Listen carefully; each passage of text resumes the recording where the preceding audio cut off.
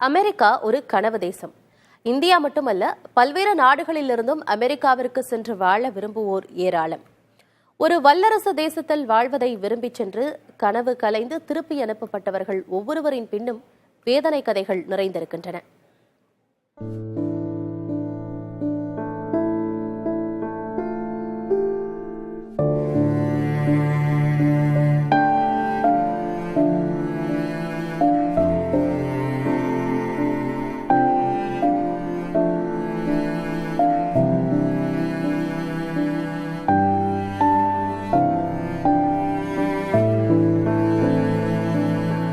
அமெரிக்காவில் இருந்து திருப்பி அனுப்பப்பட்ட மகனை எண்ணி கண்கலங்கும் இந்த முதியவர் போல ஒவ்வொருவரும் வேதனையில் இருக்கிறார்கள்.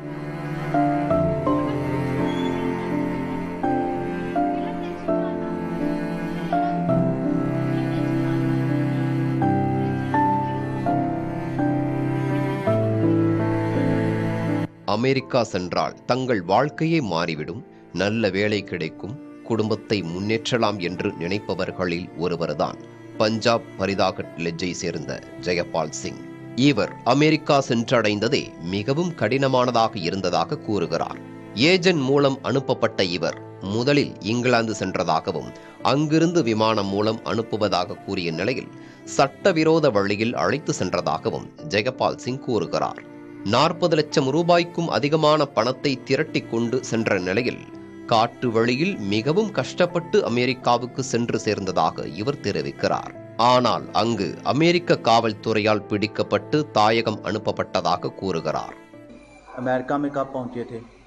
अमेरिका में मैं 24 जनवरी को पहुंचा था, 2025 में। तो कितने दिन वहाँ पे रहे? मैं उधर 11 दिन रहा हूँ। तो कैसे पकड़े गए?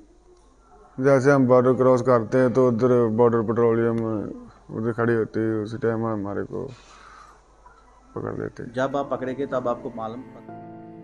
இவரை போலவே நகைகளையும் வீட்டையும் அடமானம் வைத்தும் விற்றும் பெரிய கனவுகளுடன் அமெரிக்கா சென்றவர்கள் தங்கள் பணத்தை இழந்ததோடு கனவுகளும் சிதைந்து மனிதாபிமானமற்ற முறையில் திருப்பி அனுப்பப்பட்டுள்ளார்கள். சட்டவிரோத குடியேற்றம் என கூறி அமெரிக்க ராணுவ விமானத்தில் அழைத்து வரப்பட்ட போது சாப்பிடுவதற்காக கூட இவர்களின் கைவிலங்குகள் அகற்றப்படவில்லை. பெண்கள் குழந்தைகளுக்கு மட்டும் கைவிலங்கிடப்படவில்லை என்று இவர்கள் தெரிவிக்கிறார்கள். இவர்களைப் போல டிராக்டர்கள், நிலம் என விற்றும் கடன் வாங்கியும் அமெரிக்கா சென்றவர்கள் அத்தனையையும் இழந்ததோடு குற்றவாளிகள் போல தாயகம் திருப்பி அனுப்பப்பட்டுள்ளதாக வேதனை தெரிவிக்கிறார்கள்.